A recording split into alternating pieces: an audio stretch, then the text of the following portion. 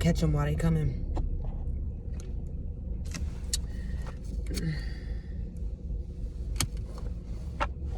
I'm like 3 seconds away from my apartment complex parking lot. And I'm gonna finish recording.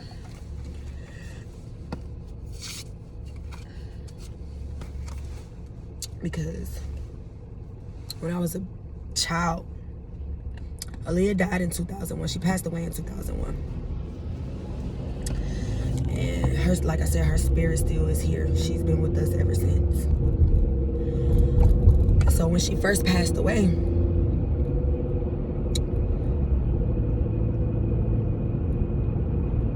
it was sad. It was sad. It was sad.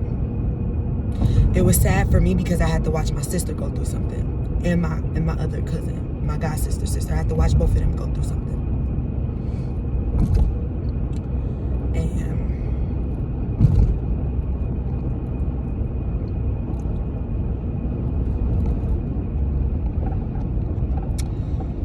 it was sad because when she passed away, I keep saying her spirit rested on my body. I received all of the information of Aaliyah's information. I received all of it. All of it.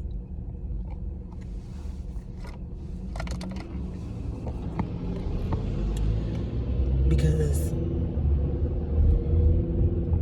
the truth of the matter is, I'm living her life as if she would still be here after all of that bullying and antagonizing. And so when I tell you it's been some like strange, I've been seeing out of place things, certain like little strange things, you know, like just off the wall stuff. Like, I mean, stuff that anybody else, I mean, if it was me looking at somebody else, I would think that's just normal. Like, I mean, we don't all been through that, but to actually be in some sort of matrix is like crazy. Like, and I'm living the afterlife of Aaliyah. Like,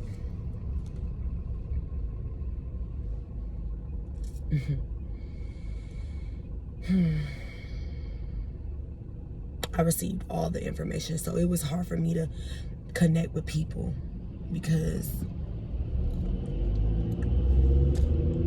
for one, I barely understood what I understood what I had experienced by means of her spirit, but with me only have meeting her like once, with me only have actually meeting her once, I couldn't make of all of it. I brushed it off. And I pretended as though like it didn't matter. It just didn't matter. I pretended as though it didn't matter, and I put on this, and I the more I think about that, it's like, it's not that it didn't matter, it was that it couldn't matter, because it was vicious, it was mean, it hurt, it broke people's hearts.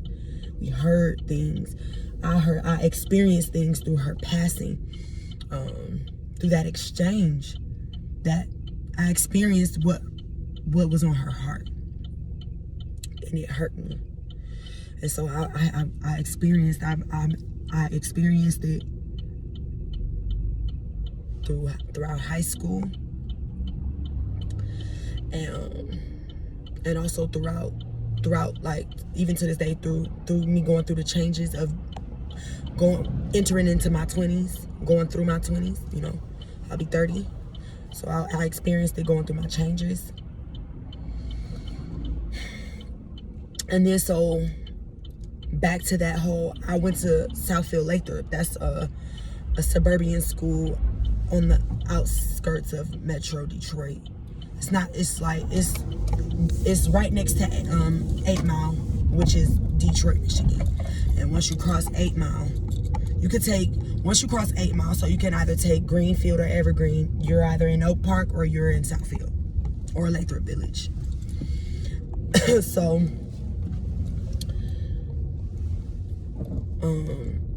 yeah, like I've been experiencing like just traumatic heartbreak, my throat chakra being blocked, and then, you know, like I had mentioned on one of these other videos, how I too thought that I was just gonna chase the career, the career and the lifestyle of being a celebrity, a vocalist, a songstress, a vocalist, and a dancer. But that was the bull in me. I was just, because after a while, like I was very frustrated. I was very frustrated, and I never understood why until I did. There were gaps in between my sleep and then my day to day, where I started to realize that Aaliyah's life was gonna plague me until I did something about it. And that's why I pulled these cards and things of that nature.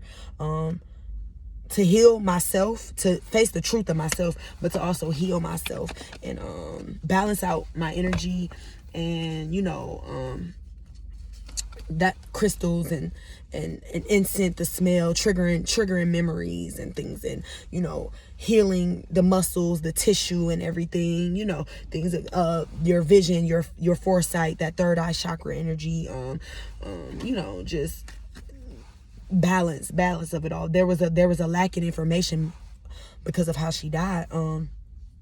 So with that being said, there is a lot of racism that still goes on to this day. Racism or prejudice, or I call it just sheer ignorance. Because when you're dealing with Arabics and Chaldeans, I'm sorry, I said Chaldeans. Excuse me, because I'm not prejudiced towards anyone. I just stand up for who I am.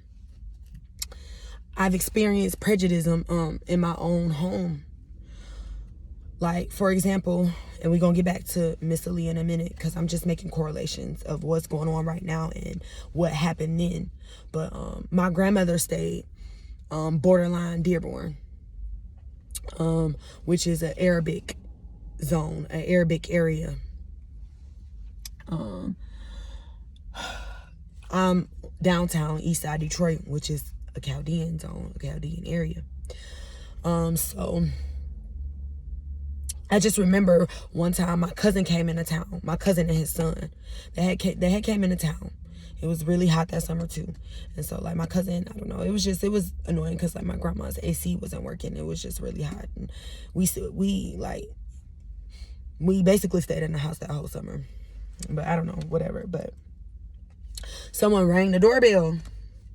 And it happened to be these two little Arabic boys. It's a cute story, but it's also like that whole correlation thing. Crossing paths, crossing stories.